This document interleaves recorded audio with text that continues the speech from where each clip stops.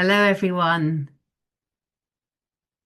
We're absolutely thrilled that you can join us today for our Age, Inclusion and Innovation session as part of our Creative Aging Peer Learning Programme. Uh, we're probably going to have some more people joining us, but we'll start now. And then we have quite a busy afternoon ahead, but we'll play catch up and keep an agenda up shortly so you can see what we have ahead. So my name's Kate Parkin, and I'm the Senior Officer on the Creative Aging Peer Learning Programme here at Arts Council England. For the purposes of audio description, I'm a white woman with a brown fringe and some fluorescent green glasses, so relatively easy to spot. We are absolutely thrilled that you're joining us today, and our session today is around kind of the value on kind of inclusion and innovation for older people surrounding digital engagement and creativity. This has been formed by both the sector, so we've had a survey, and by our steering group who really shaped the themes of our sessions.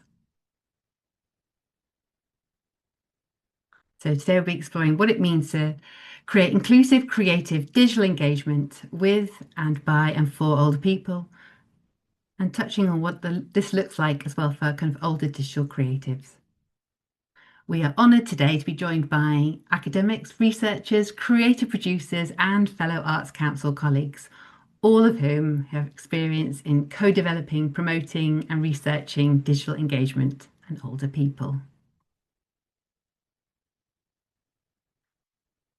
So we'll be joined by Carl Stevens, Senior Manager of New Technologies and Innovation at Arts Council England, with a particular focus on digital skills and inclusion.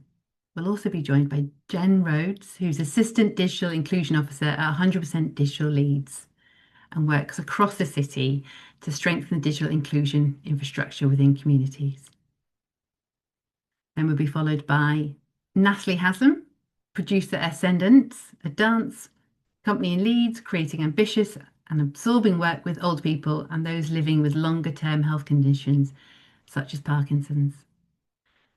Followed by Dr. Sharon Wagg, who's a lecturer in librarianship and information management and works in the School of Information, Journalism and Communication at the University of Sheffield. We're going to be having a short break of 10 minutes, from about 2:50 to 3 o'clock, and then we have talks by Dr. Helen Manchester, Professor of Participatory Socio-Digital Futures at the University of Bristol, and a researcher lead on the Connecting Through Culture project, alongside her fellow kind of co-researcher, Fanny Eaton Hall, who is also a textile artist and is working on the Connecting Through Culture project.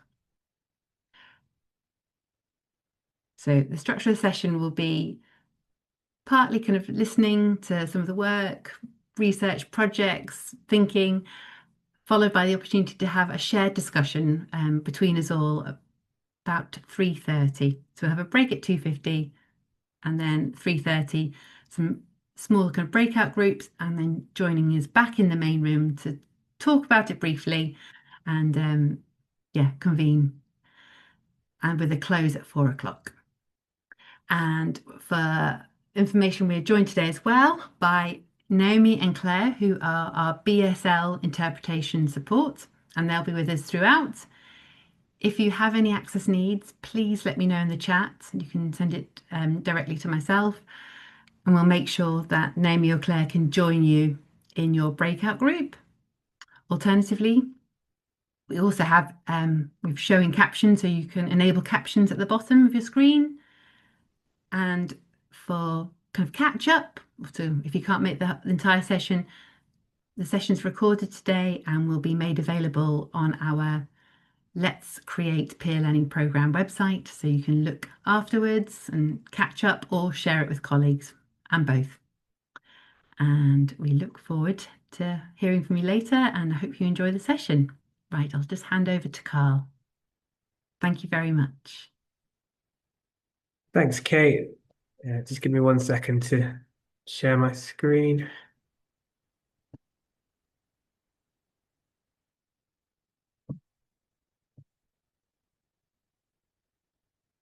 Okay. Hi everyone. So I'm Carl. I'm a senior manager for new technology and innovation at the Arts Council.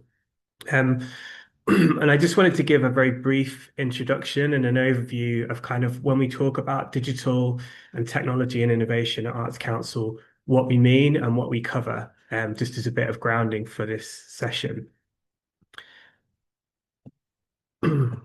Okay, so we kind of have four areas of work that we like to focus on, and I'll go into these in a little bit more detail in the next slides. But in essence, we're interested in the kind of creative use of technology to kind of create artwork. We're interested in supporting organizations to kind of capture and distribute work. Um, we have a focus on developing the sector's digital skills and building capacity, and then also a focus around digital inclusion, accessibility, and placemaking. So when we talk about the creative use of new and emerging technologies, this is things like augmented reality, virtual reality, artificial intelligence, game engine technology, any of these kind of new emerging technologies and how they're used to kind of create artwork that probably couldn't really be created without those technologies. They're kind of fundamental to how it is made. And we've actually just introduced a new art form discipline at the Arts Council for digital arts, which is really covering this kind of work. We support this through a few different programs. One of them is a program called Immersive Arts, and that supports creatives at kind of different stages in their career to develop kind of prototypes using new and emerging technologies, or to develop work that they've already got in production and to take it to a wider audience. We also take every year a number of creatives from England over to South by Southwest, which is a big technology and culture festival in Austin, Texas. And that's really to support kind of creatives in England who are working with new technologies to build those international networks and help to kind of distribute that kind of UK culture internationally. And just a couple of projects to kind of bring this element of our work to life. So there's a project here called Cat Royale from an organization called Blast Theory. And this was a project they put together where they were seeing if AI could basically take care of cats, like what a job kind of AI could do in taking care of cats. And that was a very popular project.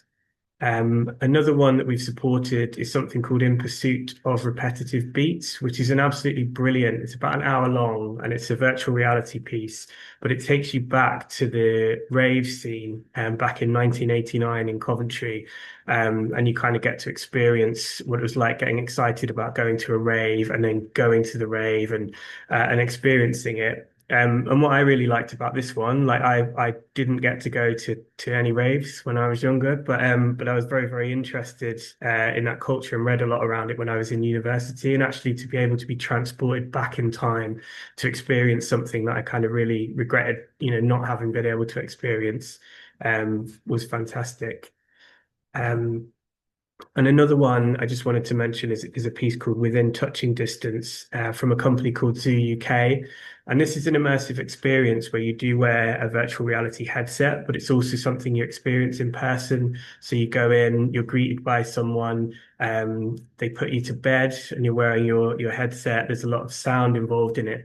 And then once you enter the experience, you kind of go through, you experience a whole life through from childhood right through to kind of old age through the virtual reality experience. It's a really kind of moving piece. Just going to talk a little bit now about digital capture and content creation and distribution. So this is when we support organizations or encourage organizations who maybe make work that generally takes place on a stage or in an art gallery, but can also be captured and then distributed online or through cinemas or something like that. We fund an organization called The Space, who support lots of artists and organizations to make pieces of kind of digital content that can then be showed online through social media, sometimes on iPlayer through partnerships with the BBC.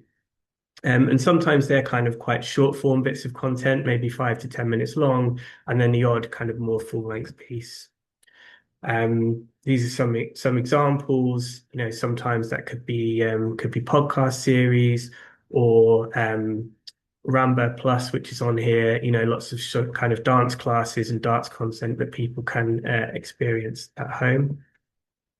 And then at the other end of the spectrum, we've now got organisations like Royal Ballet and Opera, and also National Theatre, who have their kind of stream at home platform now experience that kind of full scale ballet, opera, theatre work at home through these platforms. And lots of other kind of theatre companies are also putting capturing elements of their work and putting it online through their websites, through YouTube, and different things like that.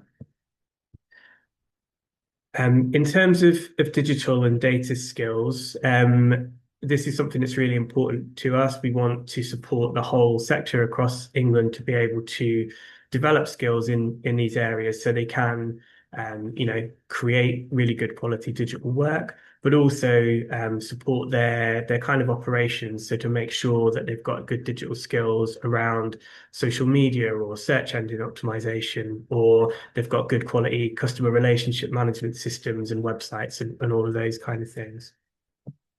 We support this primarily through our Digital Culture Network, which is a team of 13 tech champions. They've all got different tech specialisms.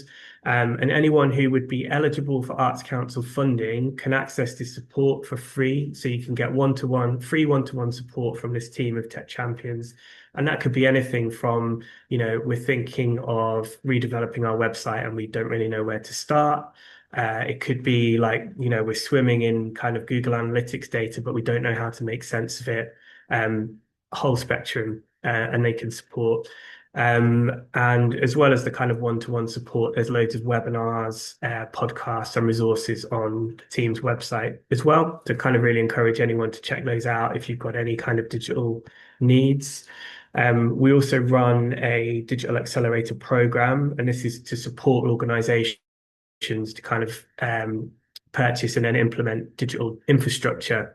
Again, whether that might be a customer relationship management system or a website or a digital archive management system, something like that, or to build a kind of creative studio. And we support them to do that, make sure that whatever they do is kind of properly embedded in their organizations.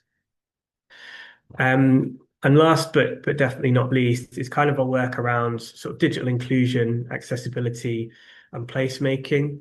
And we support a number of organizations that support the sector with accessibility. There's people like Stage Text and Vocalize. We also have a digital accessibility tech champion within the Digital Culture Network who can support people with kind of specific things one-to-one. Then in terms of our placemaking, so some of you may know there are a number of priority places across the country the Arts Council are particularly interested in supporting, and often they're places where there's been kind of less cultural infrastructure or less support over the years. And we are working in some of those places. We've been doing some work in Brent, in Bolsover, and these pictures are from an event that we ran in the Tees Valley, where we got together kind of local creatives, our Digital Culture Network, The Space, and had like a digital day to try and sort of understand what kind of interest there is in sort of creative digital activity in those places and how we can support it to develop. And then with digital inclusion, this is a shot from the website that other colleagues are going to talk about soon, but research that we've supported into digital inclusion and how it can be a great kind of hook, how arts and culture can be a great kind of hook to get people moving with digital. And this all kind of grew out of some work we did with the Good Things Foundation back in 2021, where we asked them to kind of map out and explore the relationships between arts and culture and digital inclusion. So I'm not going to go into detail about this now because Sharon and Natalie and Jen are going to talk a little bit more about this project. So that was just a very quick whistle-stop tour of kind of when we talk about sort of digital innovation at Arts Council, those are the things we're interested in primarily, and we can kind of support projects through our project.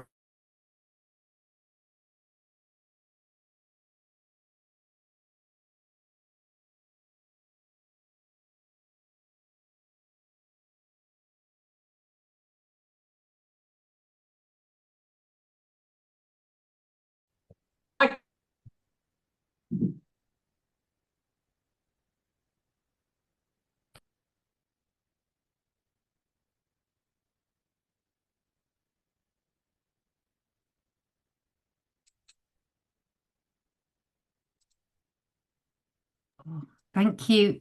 Thank you so much, Carl. I'll hand you over now to, sorry, um, to Jennifer Rhodes, who's going to be talking about 100% digital leads. Hello, thank you. I'm just going to share my screen. There we go. Hopefully everybody can see that. So thank you for having me here today. My name's Jen. I'm here from Leeds City Council, and I'm going to be talking as part of a group of 3. We've got Natalie from Ascendance coming next and Sharon from Sheffield University, and we're going to talk about some work that we've been doing, some research. But first of all, I'm going to tell you about what it is that our team do, why we do it, and why we work with our organisations with arts and creativity for digital inclusion. So I am here from the local authority. I'm here from Leeds City Council, and we lead on digital inclusion for the city. And we know that digital inclusion is social inclusion, and we want everybody to be able to make an informed choice when it comes to digital tools and technology to enable them to be able to do the things that they want to do. And if you don't have the connectivity, if you don't have the skills, if you don't see how something would be personally beneficial to you, then that choice has already been made for you. You're not able to make an informed choice about using something digitally.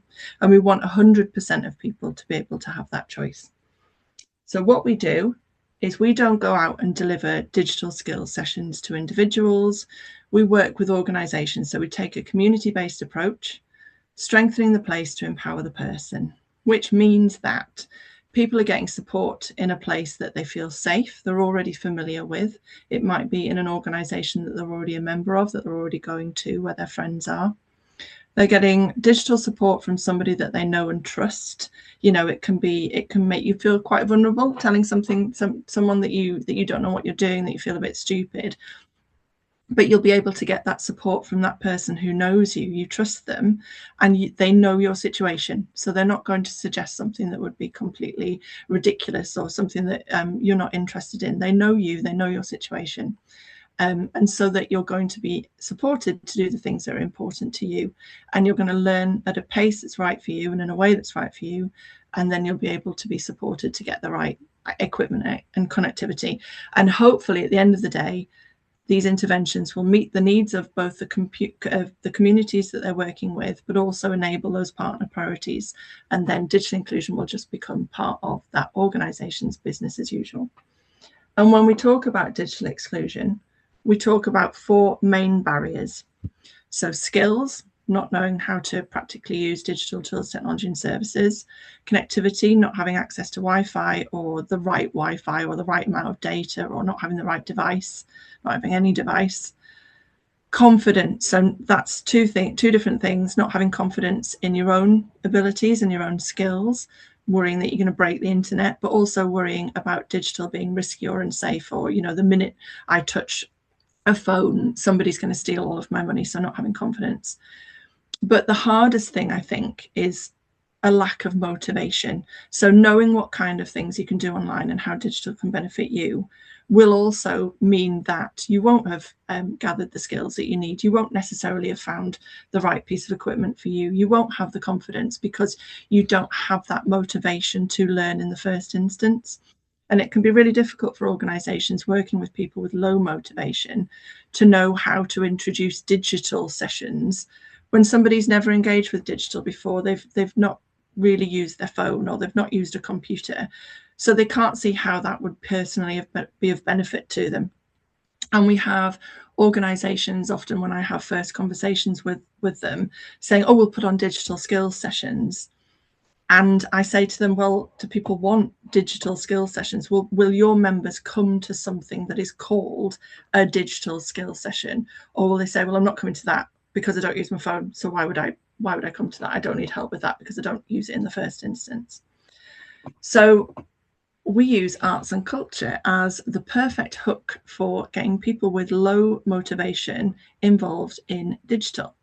And one of the reasons that we use the community-based approach that I spoke about previously is that people might be reluctant to engage with formal digital skills sessions in places that feel too much like school. So it's, it's an unfamiliar environment, probably sounds a bit boring coming to a digital skills class. So we encourage people, organisations, to have a creative approach to their digital inclusion work, because this means that people can engage with digital in a way that's fun, in a way that's familiar, in a way that's sort of not threatening. It's creative, it's enjoyable, it's something that means something to them. And one of my colleagues describes it as hiding the peas under the mash. So hiding the learning, hiding the digital learning under something that's fun, something that's imaginative, or something that's creative. And our team champion the use of arts and creativity for people with low motivation. And we've run various programs of work to support this approach with the organisations that we work with. So we set up the Arts and Culture Digital Inclusion Network in 2020 as a response to the necessary move to online facilitation of arts and culture delivery as a result of COVID. So the aim was to support arts and cultural professionals to make the move to online delivery by sharing learning, sharing best practice, sharing resources to help those organisations sort of embrace digital while continuing to keep their programming as accessible and inclusive as possible. So we did this in 4 different ways: participation, so supporting organisations to embrace arts and culture as a key motivator and a safe space to explore for those reluctant to embracing digital. To support their programming, to support them to develop a hybrid or like a blended approach, building in accessibility. We supported them with promotion, so ensuring that, as Carl was talking about, the fact that organisations have those digital skills to be able to make the most of digital marketing. And also, on the flip side, ensuring that digitally excluded audiences are reached and engaged. So if you're 100% digitally marketing, how are you going to reach your audience that aren't necessarily digitally included? And then peer support. So ensuring that the sector continues to work together to learn, to adapt and improve, and be as digitally inclusive as possible, and to be able to see themselves within that digital inclusion space. One of the other programs that we ran was the Arts in Care digital program. So that was in celebration of the National Day of Arts in Care Homes. And this is a picture of Rachel from Ascendance. And Natalie's going to talk a little bit more about Ascendance next up. And this was one of their sessions that they delivered online to care settings. A lot of that was residential care homes. And it was a week's program where we engaged arts organisations to deliver something online. So a session like this that care settings could dial into. And what we found as a team was it was a really good way, it was a really good way to engage with the arts and culture sector.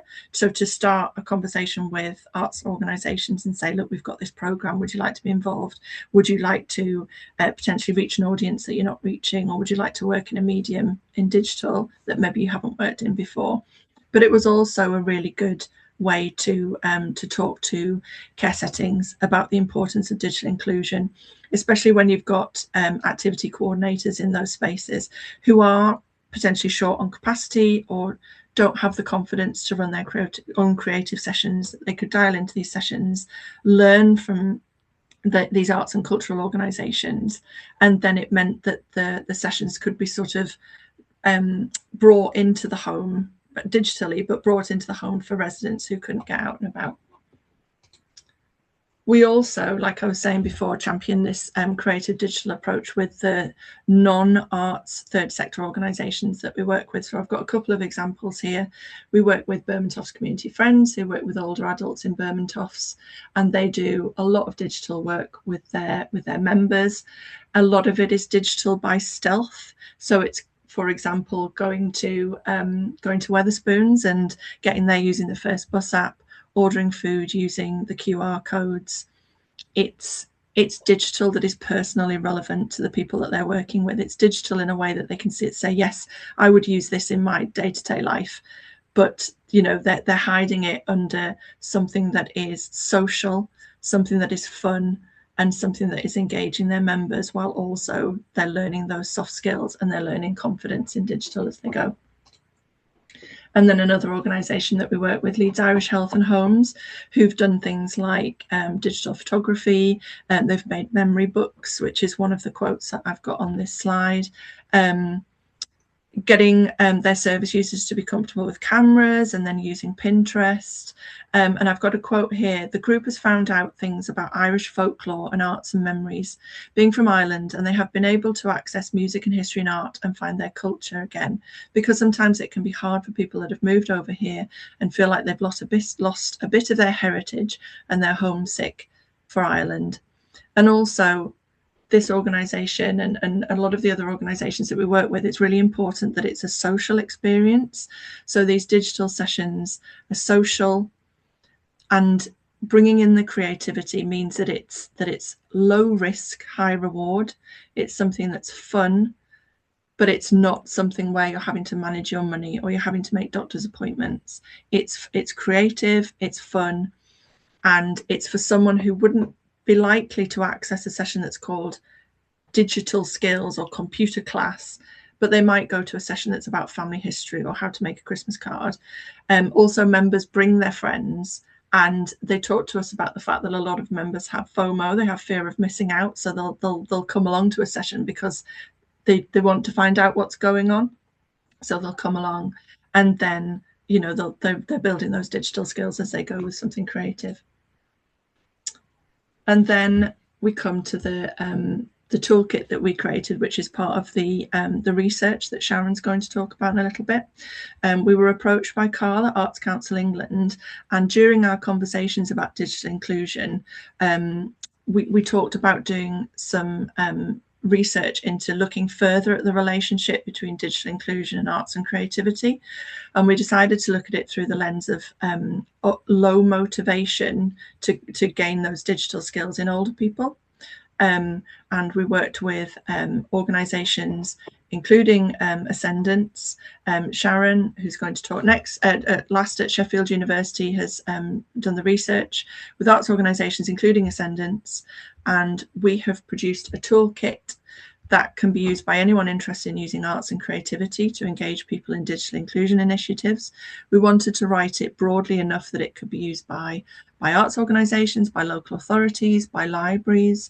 It could be used by third sector organisations who have groups and they're maybe struggling to engage with digital. So what I'll do is we'll be able to share this presentation afterwards, and it's got the link to the toolkit on there.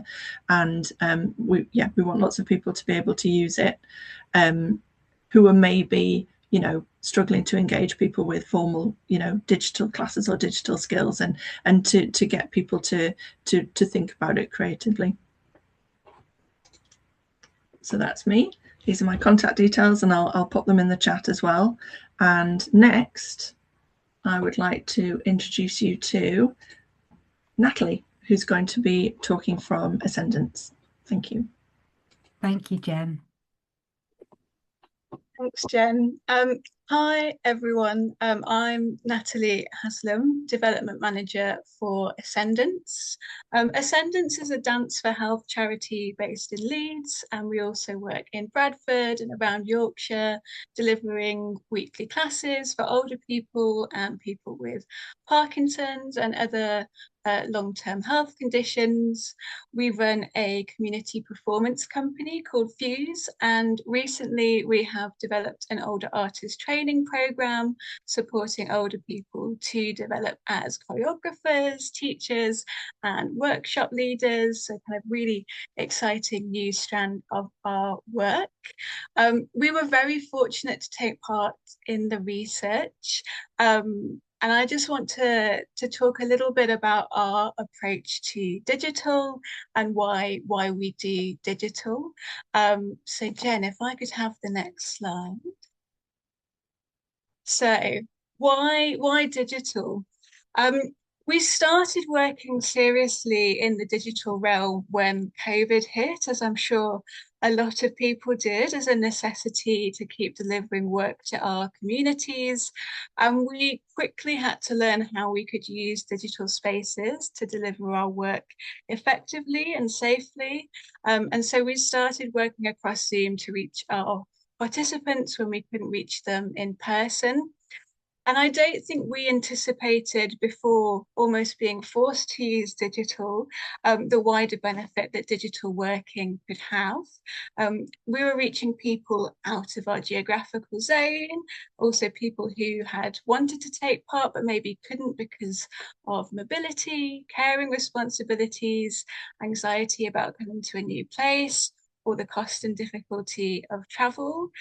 We were connecting with new groups, including people in care settings, and we were able to offer people many more touch points in their week, and they were attending way more sessions than they would have done in person, kind of coming to daily Zoom classes, which was, yeah, really fantastic to see. And when restrictions lifted, we continued to do digital and hybrid delivery. And hybrid for us is a setup of online and in person that we call Zoomers and Roomers. I think a participant came up with that phrase, which we have adopted. Because we realized the impact that digital delivery still had to those who were isolating, who couldn't travel, who lived in care settings, or who faced other barriers. And we've kept doing digital because it helps us reach more people, helps us reach new people, and at a scale that we can't deliver to in person. For example, for some of our care home projects, we're reaching 5 or 6 care homes at a time through a digital setup. And it's helped us make new connections and partnerships, which enhance our overall work, and has been another way for us to enable creativity. For example, when we work online, the screen is part of our creative setup, and we think carefully about how we engage people, for example, passing a scarf through the screen to other people, and thinking how we can use the screen as a creative tool. Jen, if I could have the next slide, thank you. I thought it might be useful to talk through some of the practicalities of our digital and hybrid setup. We use Zoom. For us, we found this to be the easiest platform to navigate and use, and has some creative features that we like to make use of. We're a creative company, so the platform we use needs to match that, and we find that Zoom does that for us. We have a team member or volunteer whose role is to support those online and make sure they're safe. Participants can get in touch with them if they're having trouble logging in, or if they can't make their video or audio work. They help participants troubleshoot and also look out for their safety. And if someone leaves the screen, we ask them to make a little team for a timeout. And if they don't make that sign, or it's been a little while, we know to get in touch with them or their emergency contact to make sure everything's okay. And we also have a set of Zoom guidelines, including making sure the space around someone is tidy and they're careful with what's in their background. And we give information on how to get online, which we help with before the session, about how to mute and unmute, not sharing the link around for security, lots of kind of tips like that. For our hybrid setup, where we're delivering in a room and online, we'll use a screen or the largest laptop we have so that everyone taking part feels connected and aware of each other and can see each other. We try to pick venues with good Wi-Fi connection where possible. And we'll always really carefully design these sessions to make sure everyone feels engaged, looked after, and part of the session. Things can go wrong, which we have learned over the last few years of delivering. So the tech can go wrong, but it's always good learning about how we overcome that. We've also thought really carefully about the safety and safeguarding of those taking part with clear guidelines and processes. And digital poverty and digital literacy is still a barrier and a challenge. So that's where when we work with organisations like Jen at 100% Digital Leads, that support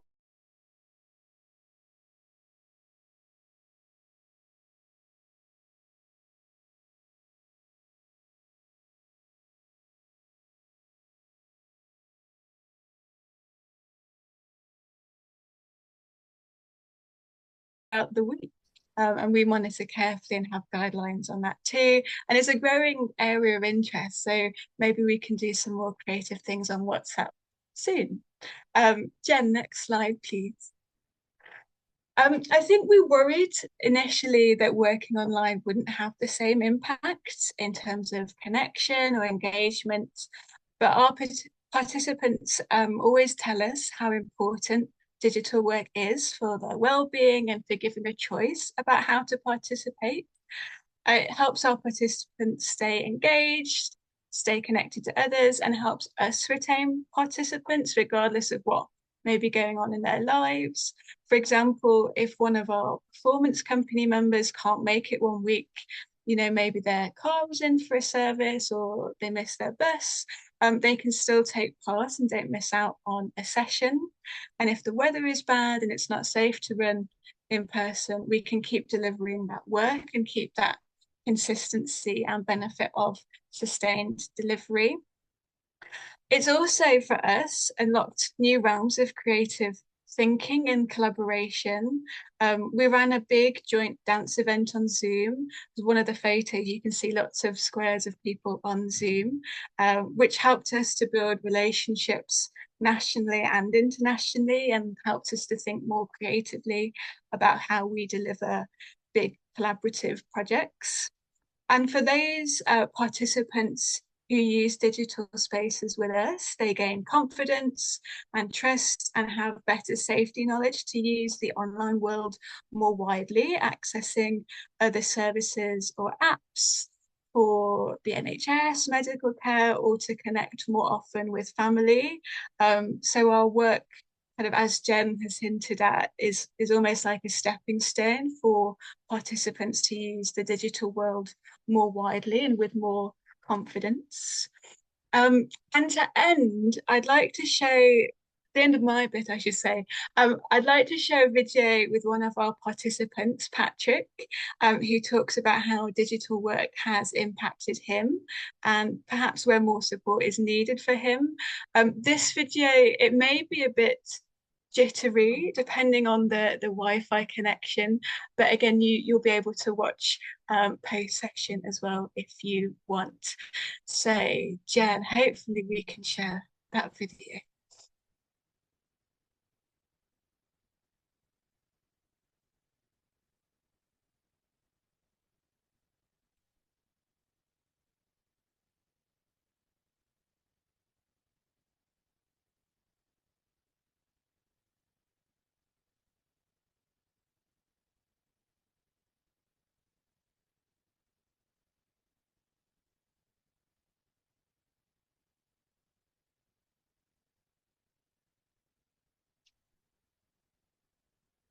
Oh no, Jen, maybe if we pause and try again with the sound.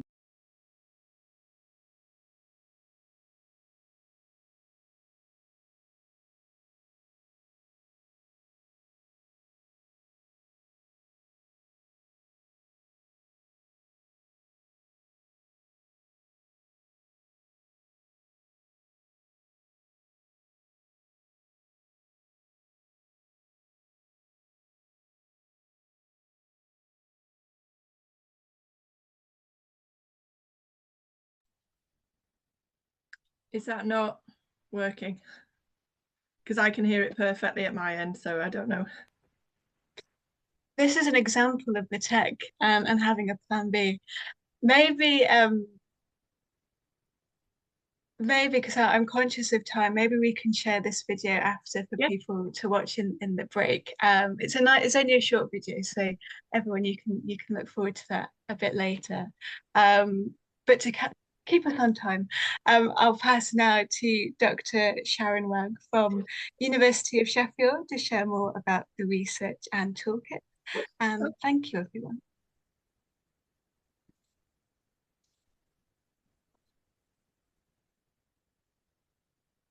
Hi, everybody. Next slide, please, Jen. Great, thank you. It's such a shame that you weren't able to see that video actually, because I think it really brings the work that we've done alive. But like we said, you can play that back afterwards.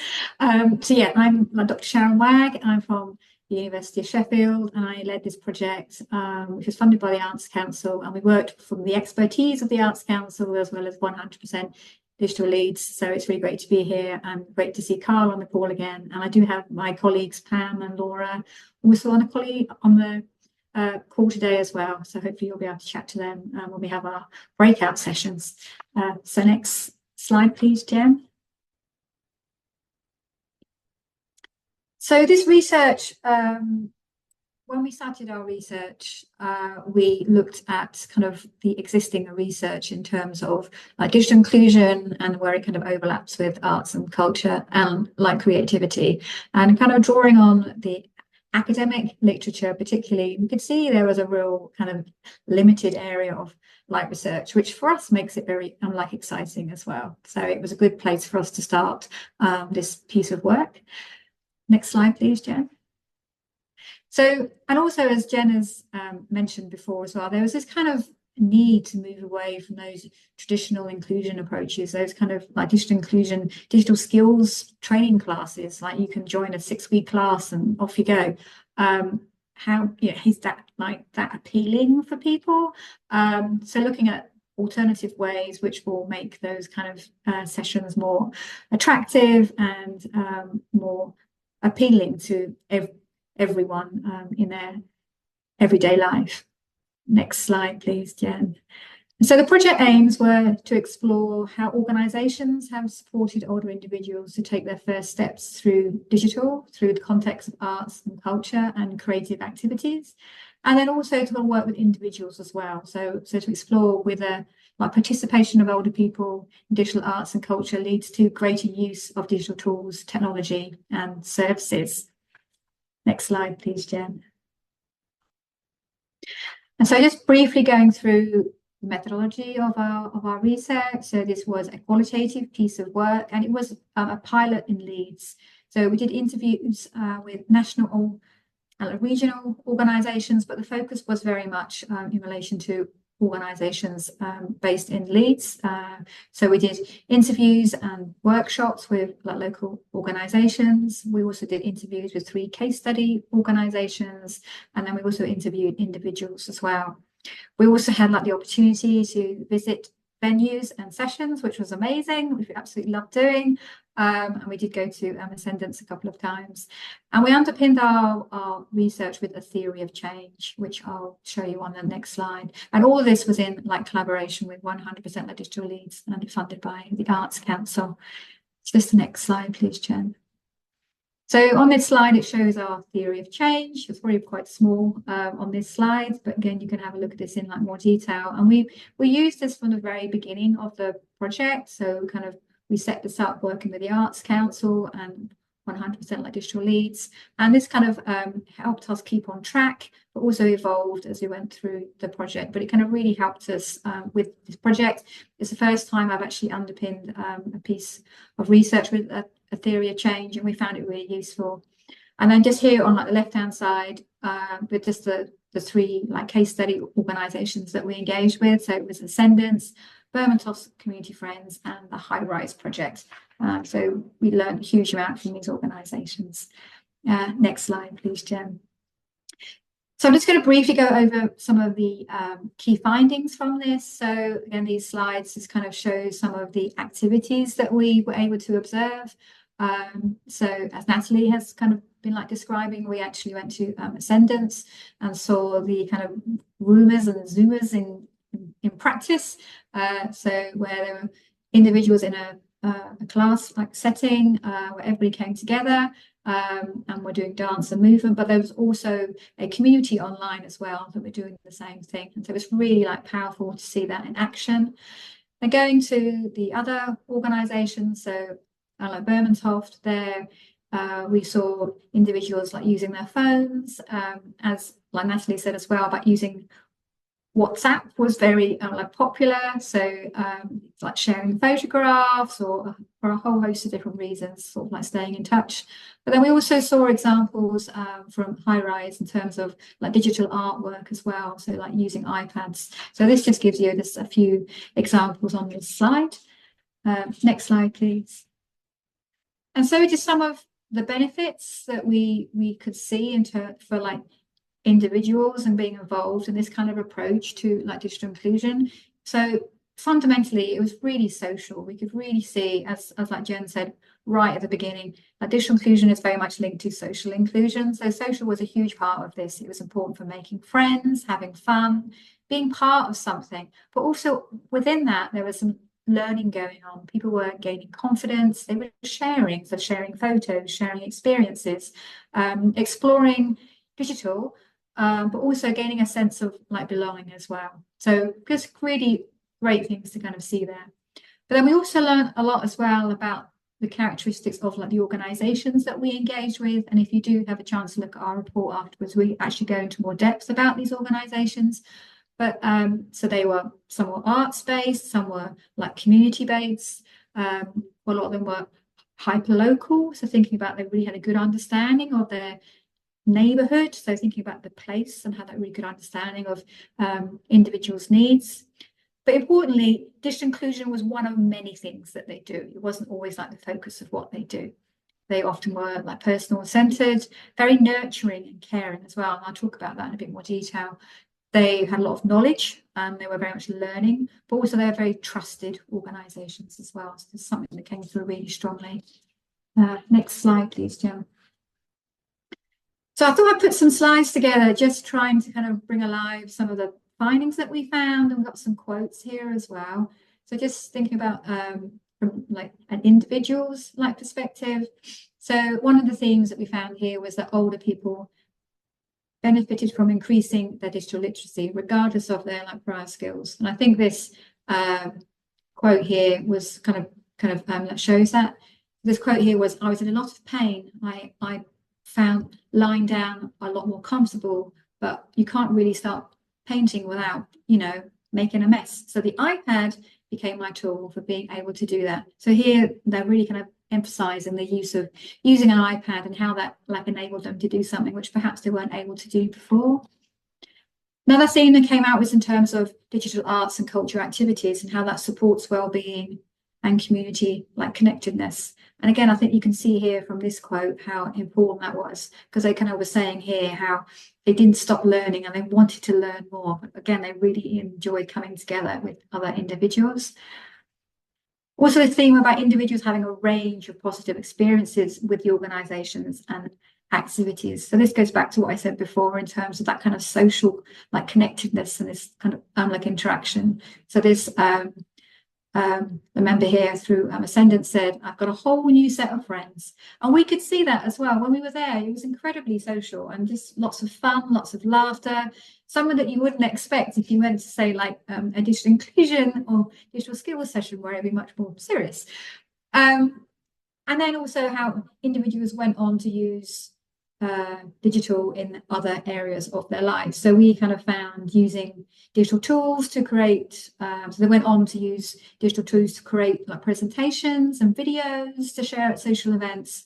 There was also examples of using mobile apps to engage with nature or to support their well-being, but also other individuals developed other skills as well in terms of kind of more like creative type of activities or gaining confidence in exhibiting their work or even like performing their work. So that just gives you some examples there. Jen, if you go on to the next slide, please. as a part of our research, we actually began to kind of see that we could actually create some like personas. I mean, these are 3 which we created as part of our project, and I should really emphasize they'll be a lot smaller than this, but this just gives you an example of some of the individuals that we like engaged with. So we've kind of created these 3 here. So like the first one we called digitally timid. These might be individuals that have never really engaged with like digital before.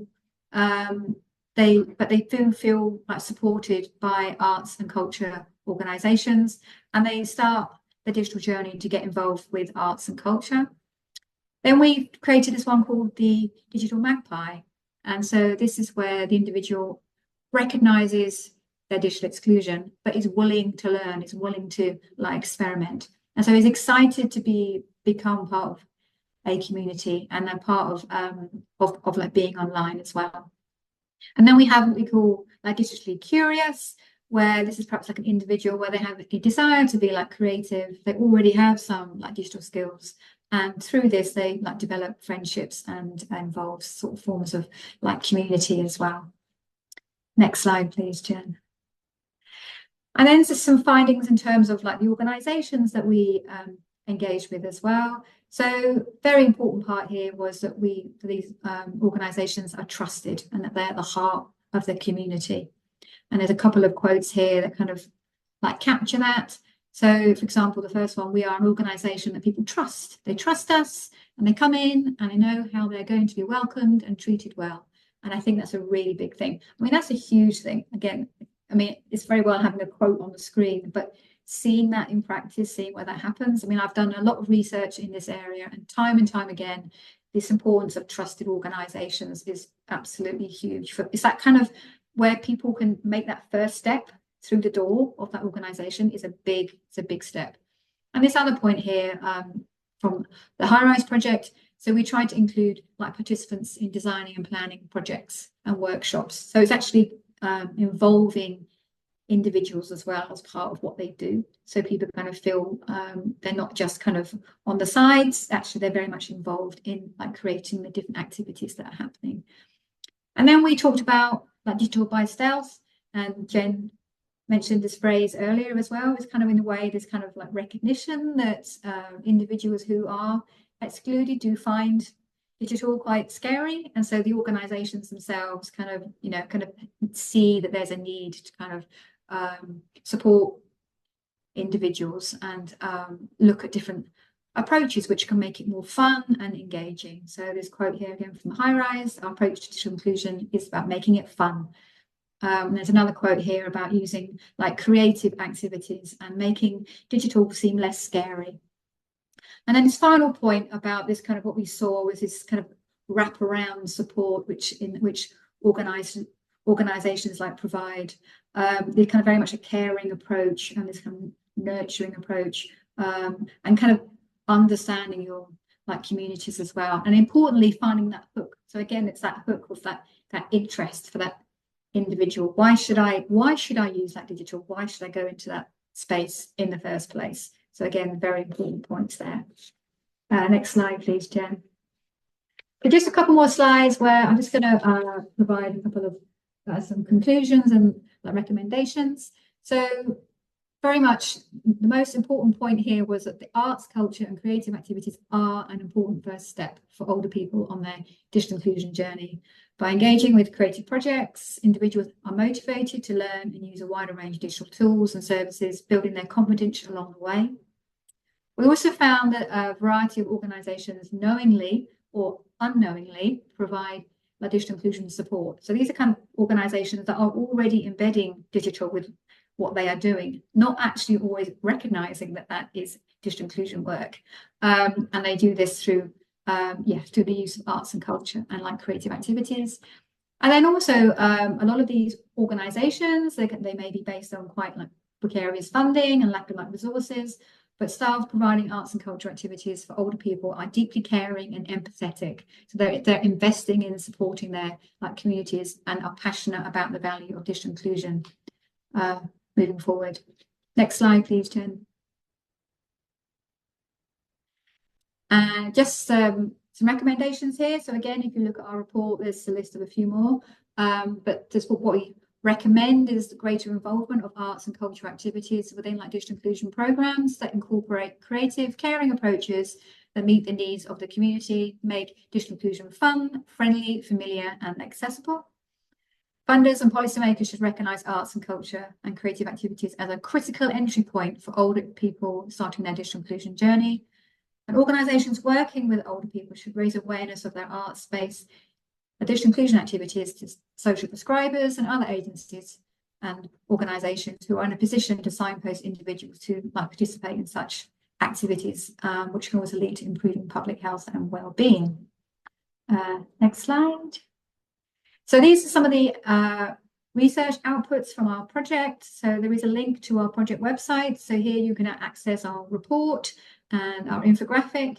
And Jen mentioned also accessing the very important toolkit, which 100% like Digital Leads designed and wrote and researched. There's a huge amount of knowledge there. So it's definitely worth having a look at that. And we also did a podcast as well. I kind of cringe when I listen back to that, but there is also a podcast if you want to listen to that as well. Next slide, please, Jen. And just a huge thank you again for this opportunity to speak to you today, and to the Arts Council for funding this project, and also the opportunity to work with 100% like Digital Leads. And I should also add that a lot of these illustrations were designed by Research Retold, which is like an organisation there. And so you've got my contact details there and a link to the project website, which you should find all those resources on there. So thank you very much, and I believe I'm on time. Thank you so much, Sharon, and for the rest of the team. So for Natalie and for Jen, it was really, really incredibly useful and insightful. Thank you. We're going to touch on that later on. So if you have any questions, if you can save those for the discussion after the break, that'd be great. We'll be having Dr. Helen Manchester and Fanny Eaton Hall talk to us shortly afterwards. But if we want to come back, it's now about 1 minute to 3. So if we can join back in 10 minutes at 3:10, that would be wonderful. And I'll give you a minute warning just to let you know we're reconvening. Thank you.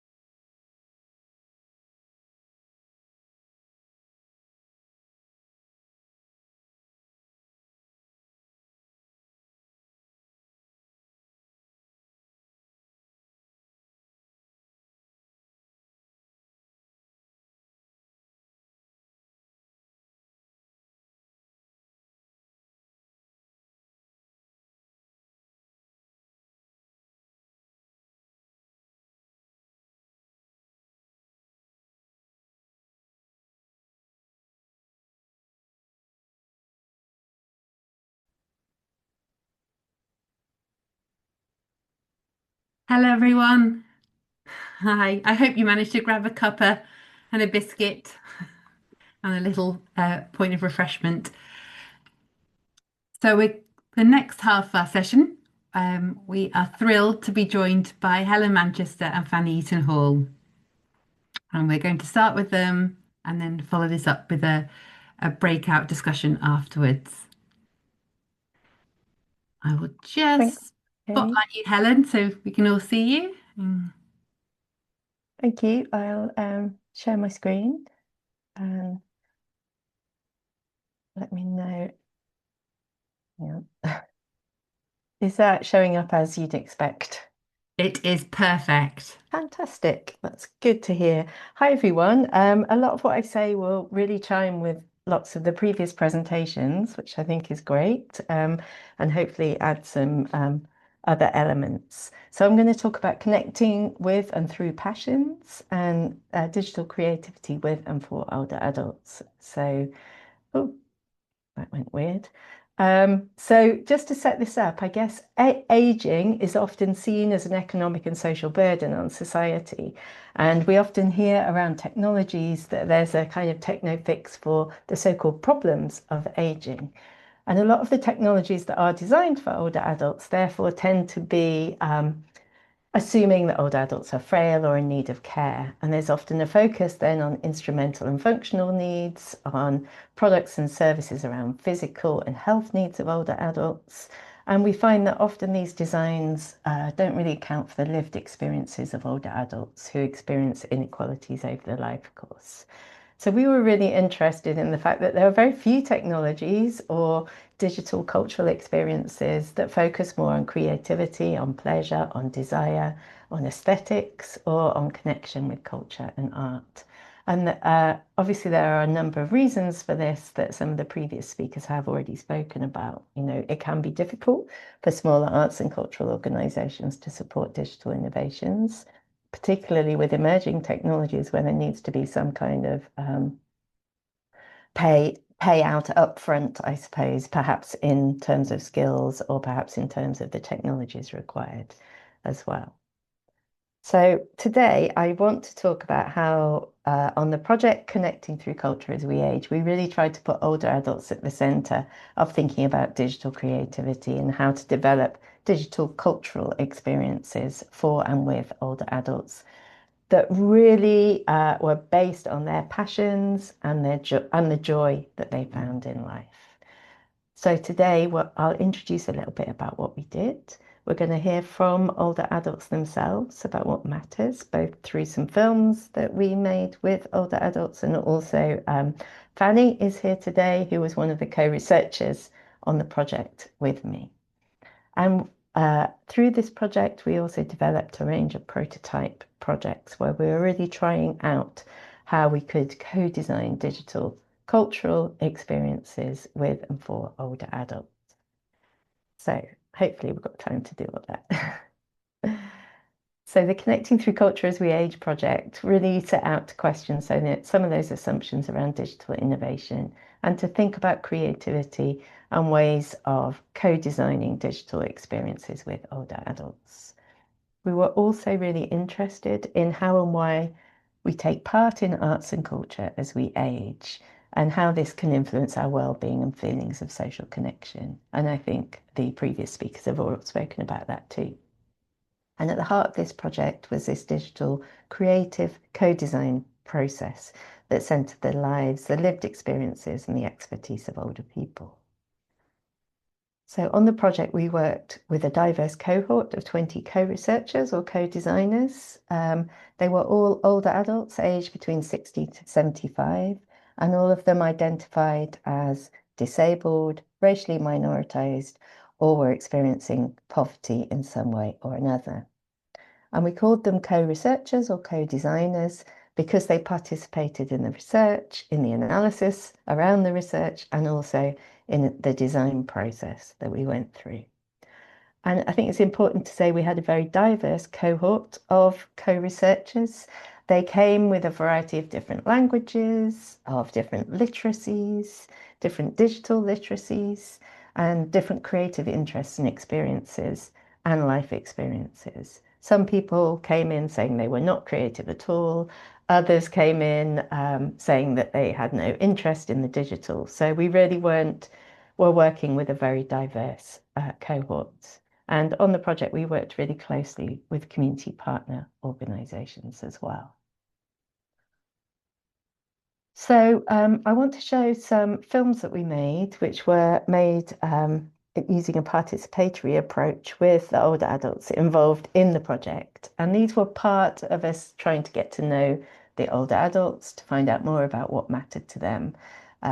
What we found the themes were that came out were around being seen and heard, mobilizing wisdom and their life experiences, challenging assumptions about who is or who isn't creative, and really trying to change the conversation around older adults and digital creativity. So I'm going to try and play a couple of these films now, but you can also see more of them on the website. And I'm going to cross fingers the sound works. Please let me know if it doesn't.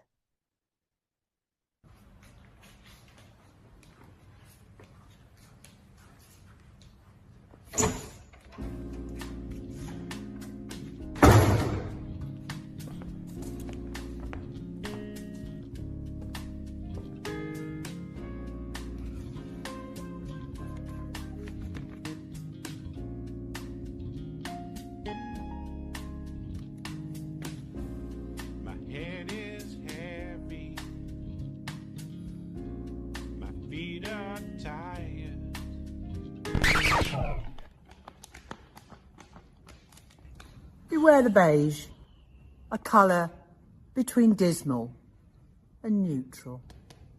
A done colour, done roaming, done with everything. Some of us have got retirophobia. We are the baby boomers that you want to sell to. But we don't want your stereotypes. It's the wrong lane. Exit only. We are the grey pound that you have as a target market. We don't all want comfort and care and retirement homes. It's not a retirement lane, but a dead-end street you pedal.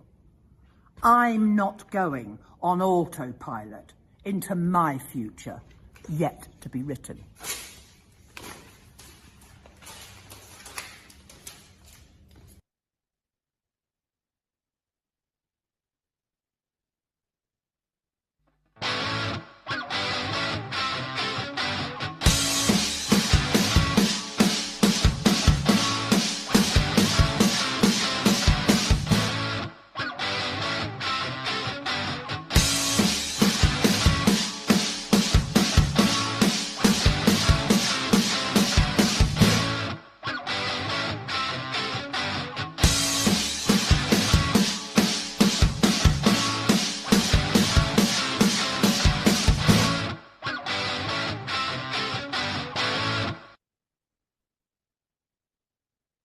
That's when I going in town.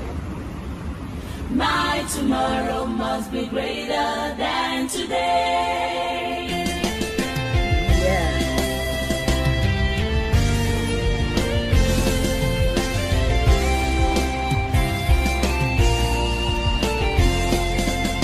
His hands are not short that it cannot reach to you. His eyes are never blind, he cannot see your teeth. His ears are not deaf that he cannot hear you cry. Your tomorrow must be greater than today. Your tomorrow must be greater than today. No matter what I face, No no matter what I see, matter what comes no my matter way. what comes my way, Yeah. no matter how I cry. One thing I know, definitely mine. My tomorrow.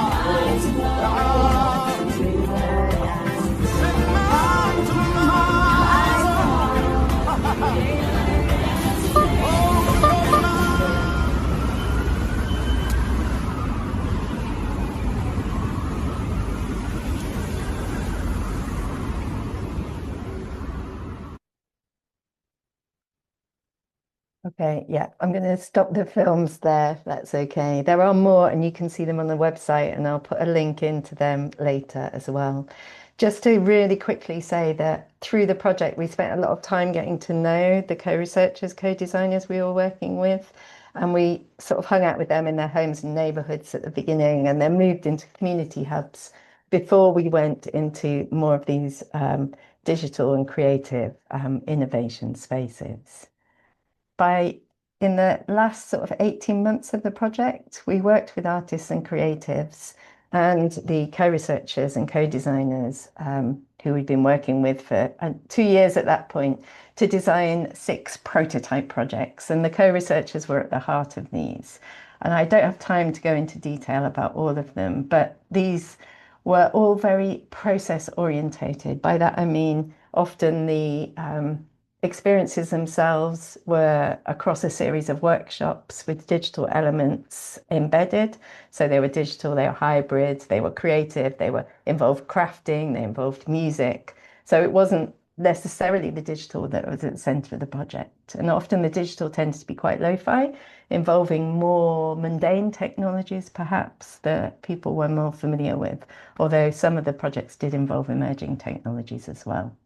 There was a lot of storytelling involved in the projects, but not specifically and always about the past, which is often what people engage older adults with, but also about futures. And there was a particular project, Recycle City, that was about speculating about the future of the city, for example, with older adults and others. And all of them obviously were older people led. So I have some more films. These ones are about a couple of the prototype projects, and then I'm going to speak to Fanny about one of the projects that she pretty much was the project leader for. So just give me a couple of minutes for these, and then we'll get Fanny. I go around the streets, right, and there's all kinds of things chucked out, and it looks a mess, and I think, oh, I'd love to take that and do something with it. So I thought, wouldn't it be great, fantastic, if we had workshops and stuff where people make stuff out of all sorts of things. So what are you making? I'm making an allotment. It's a bit of a conservatory / greenhouse. So the idea is just to produce food and social space for people to sit in and enjoy the scenery and the green. So at the beginning of the project, I met Ruth, who has ideas all the time, and one of the big ideas that she explained to me was this dream of a future city where people worked together, played together, recycled everything that they could find. Today we're 3D scanning some of the models that the team have been making, so we're taking like hundreds of photos around it, which then gets processed and returned to you in a 3D model that we can then put back into the environment in augmented reality. Do you keep moving up and down like you said? Yes, yeah, so you're just trying to get as much cover of it as possible. So we've created an Instagram account. You'll be able to access AR filters which relate to the workshops. So you can then see the object and place it wherever you want to within the real world through your camera viewfinder.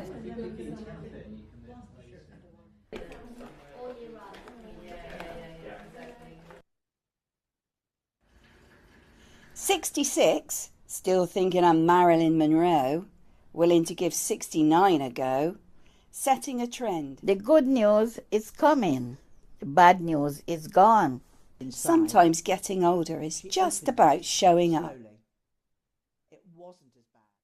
Retirement Reloaded is an interactive bookwork project. Retirement Reloaded is a reimagining of what it is to be an older woman and challenging those stereotypes. So we have had a series of workshops where we have used creative writing, autobiography, group work. To share stories, to share experiences. To come up with and devise individual pieces of writing. To explore their inner rebel. Older women get forgotten about, and you may feel inside you personally that you have a lot of wisdom, but it's not necessarily shared. The idea is that it's a combination of a printed book with animated projections. So as you turn the pages, there will be a hidden camera that recognises what page you've turned to, and then it will play a sequence of audio and animations that bring the page to life. Expressive prop. I go around the... Okay, so I'll stop that there. That was 2 of the prototype projects. And I'd like to invite Fanny now to speak as well. And I'm just going to ask Fanny a couple of questions about her involvement in the Connecting Through Culture project. Thanks so much for coming today, Fanny. It's a pleasure. Can you hear me all right? Yes, that's perfect Great. for me. Thank you. So, Fanny, you were involved in a project called Expressive Pockets. Would you be able to say a bit more about your involvement in that project for us? Yes, the idea was we wanted to have something creative where we would sit round a table and share stories as we created something. And because my special thing is sewing and everything to do with fabrics and textiles, we thought we'd do that. But the problem, especially for older women, is they may have sewn in the past, but they've now got poor eyesight, arthritic hands. So we tried to find some different way to be creative with fabrics. And we settled on we could print on fabrics and we could use heat to stick things on fabric. So we asked people to come to the workshops. Some of the workshops were hybrid, some were on Zoom and some were in person, or sometimes we combined the two. They chose a picture that was meaningful to them, a photo, and also 3 words.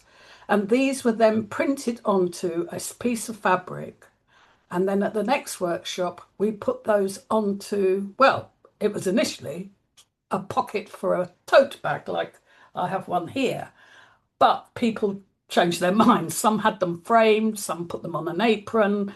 You know, they did with what they wanted. But as we went in the second workshop and put together these bags and we decorated them with different coloured pens and stuck on printed vinyl, they told the stories. Now, they were asked to send a photo, as I say, and also 3 words so that were important to them, not necessarily related to the book, but that were important.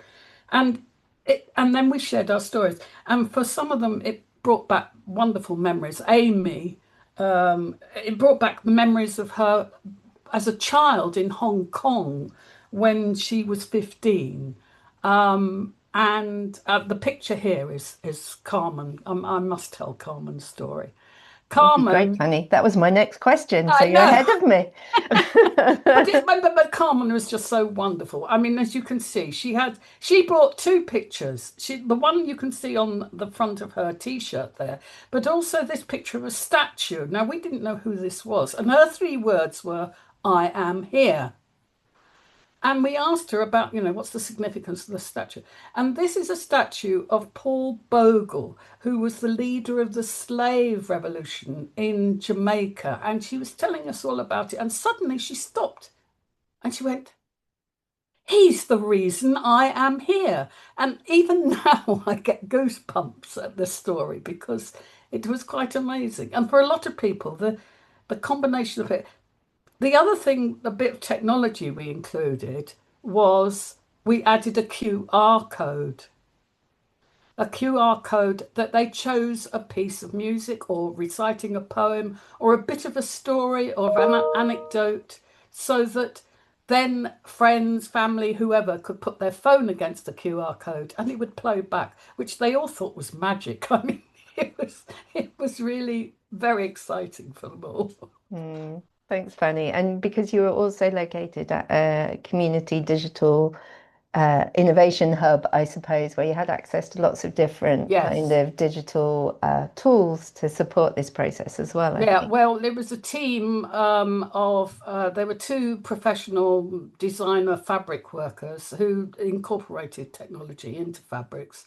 And there was also the Knoll West Media Centre, which is an amazing factory that has all sorts of technologies. And we used a heat press, which fortunately I now have a little one all to myself at home because it introduced me to a new technology that I use in my creativity.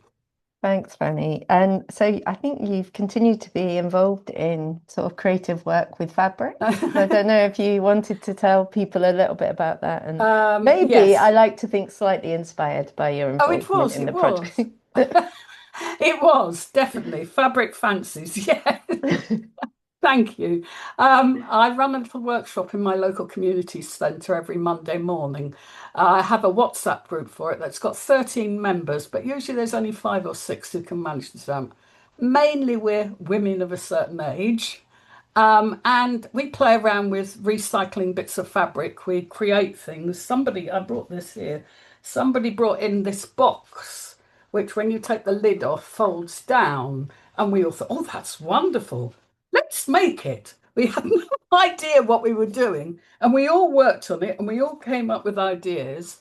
And people were posting in WhatsApp things they'd found, YouTubes, whatever. They'd searched the net, finding different ideas. And it became a collaborative project because they kept saying I was leader, but I'm not. I'm a facilitator. We play with things. They came up with ideas. Each box was different as they developed. And yeah, we're about to start a new project, making some Easter stuffed mobile objects. We haven't decided whether they're animals, fruits, vegetables, whatever they're going to be. But it's experimenting with recycling fabrics. It's interesting how the digital side of that is kind of inspired through the passion for sewing and making things. Yes. So people are just automatically going to look online for. Yes. And we have a good gossip. Even better. Yeah. And so have you got some next steps, some next ideas? Well, I'm about to have a conversation with the local art gallery, Arnolfini, on Friday, in fact, about running a possible project there, similar to Expressive Pockets, getting a tote bag and just printing on it. But the idea would be to have people go round, whatever the exhibition is when we work out when we're going to run it, a guided tour talking about the artworks and then getting them to use their mobile phones to focus on just one small little aspect of a piece of art, which we'll then work out how to print onto the bag and decorate it. Yes, I'm taking Expressive Pockets. Amazing. Thank you so much, Melanie. Amazing. It's been such a joy on the course. Thank you. Of course. Well, we learned a lot from you guys, I think. Thanks, Melanie. So just kind of round up, I just wanted to mention Tabletop Travels, which is another one of the prototype projects that has become really successful in actually making it out into the world as a product that people can engage with and buy. And it's both physical and digital again. So it has a digital element, but also really strong kind of multi-sensory experience of traveling to another place through that. So do look that up if you're interested.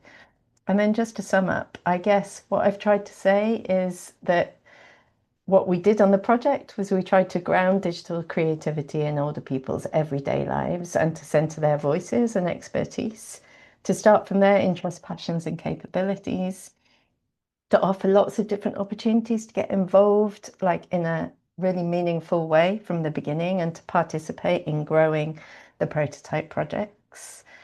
We were really clear that because we had such a diverse group of older people involved, it was really important to be responsive to how past experiences and relationships can influence digital inclusion and digital creativity. You know, if someone has continually told you you're not technical, or if you've never had a chance to access computers or other kinds of digital tools, then you're probably going to be starting at a different position to other people. And also, I think what we tried to do with all of the prototype projects was to consider sustainable, community-led and community-owned approaches, which we could say was particularly important in the age of AI too. We could talk about that if you want, but don't know if we do want. Here's my contact details. You can find the co-researcher films that you saw a couple of in the presentation here.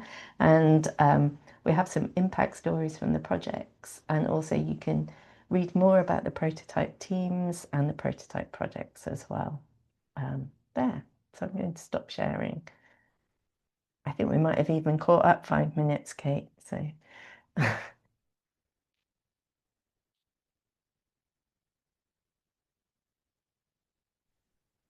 Oh, Kate, I think you're on mute. Right, sorry, thank you. I was like, thank you so much, and Fanny for bringing that really into its all full colourful spectrum and bringing it to life. It was great to see so many different projects, and we wish you all the best for your new fabric kind of pockets and your conversation with, is it the Arnolfini next week? Fingers crossed. Right. Kate, can I just say, someone said they loved the beige poem. That video is on our website. So if you want to use it and play it in any setting whatsoever, we would love that stuff to get out in the world. And Eleonora would be really keen for that. So please do just feel free to use it. And that's on your website. I'll put that into the chat so people can click on that.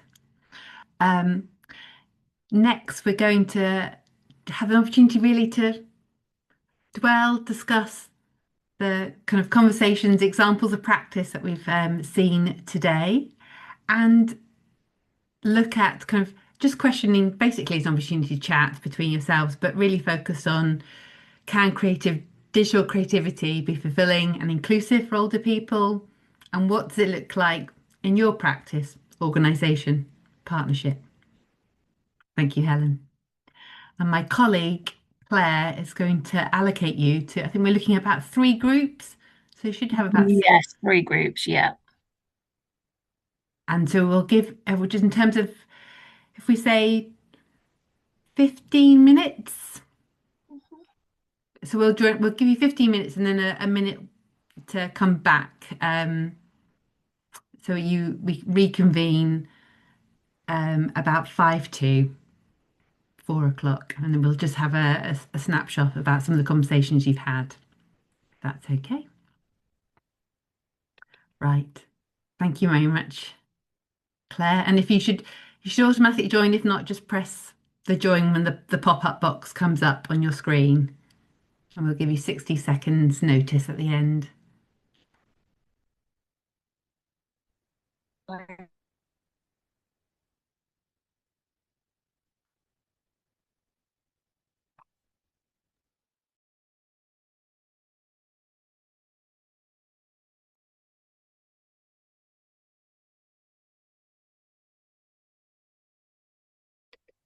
think that's it. Is that right? The room on Yeah, there. they're all, I can see I can see all of their little microphones going up and down. I think a couple of people left, didn't they, just before we went into the rooms, but they were pretty evenly split, so yeah. That's grand. Yes, so we've got 5 in one, 6 in the other, and 5 in the other. Okay, cool. Yeah. That's great. Right, I'm just going to stop recording. Hello, everyone. I think we're nearly all back, if not all of us back now. I hope you found that useful and interesting to talk to other people and sharing your practice. Has any of your groups, any kind of key things that came out? We'd love to hear and see if it was similar in other breakout groups. Or are there any other questions as well for people that weren't in your breakout groups? I'm just aware that as well that we had speakers in most of them, but if you wanted to raise a question with somebody else, another speaker, please do so. And feel free to use the chat or just talk, raise your hand. Well, I thought, Kate, there was some interesting in our group. I think that link between the physical and the digital. So we've talked a lot about digital, but actually in the breakout, we were talking about the project that Fanny mentioned, taking a mobile phone, the digital bit, taking a picture of some physical artwork, taking a close-up picture, then taking it away and then making something. And we were talking about people who've run collage classes, and they'll just advertise it as a collage drop-in. And there will be, old bits of magazine around to make a physical collage, but there might also be a couple of iPads with some software on there where you could, make collage from family photos and things like that. So actually that kind of combination of physical and digital is sometimes needed in this space. And that's kind of, I don't know, that kind of struck me. Thank you, Carl. Yeah, that's great. It's kind of accessible in different levels and not intimidating to come in and just use everyday technology to create something using both physical and digital. And can I just say something, Kate, as well? So just following on from what Carl said as well, we also kind of talked how bringing the physical with the digital is also like an opportunity for like intergenerational type of activities. So yeah, and I think that is something to be thinking about when like designing these projects in some ways, but also again how that can happen. Yeah, in like a very like positive way. It's certainly something that I was involved with in a previous project that I worked on, where a housing association worked very closely with a local school. And so the children were actually going into the care home and working with them and sitting down, looking at iPads, having stories, and there's this kind of two-way kind of conversations going on, which is really great. Thank you, Sharon. And that actually leads on to our next session. So in 2 months' time, we're going to be having a session looking at intergenerational, cross-generational practice and what that can look like. So I was thinking as we were listening to different case studies today, that's perfect. So thank you for making that segue. I think in group 3 we talked about how to sustain good practice as well, and that there was a real need to think about that and to consider how we can pay artists to be involved, because artists and the qualities that artists bring with their art forms is super important to be in care settings, particularly we were talking about, but also how we might sustain the practice through care staff training as well, and sort of trying to change assumptions in some care settings about what's important and what isn't, or the assumptions that actually come down from the fact that care is paid for by the minute and often is related to physical care. So how do we open up spaces for people to think about the real importance of this kind of arts and digital creativity work as well in those settings, and how do we sustain it? Yeah, very good. I hope that was all right, group 3. Yeah, looks like it. Thank you, Helen, for raising that. That's really, really useful. And perhaps there's again something we can follow up further as well in terms of care staff perspective. So Fanny has written, thank you, everyone. Oh, she's lost her sound. Thank you very much, Fanny, for joining us today and your wonderful case study and research. Right, if there's nothing else to add, feel free as well. Thanks, Helen. To drop us a line as well at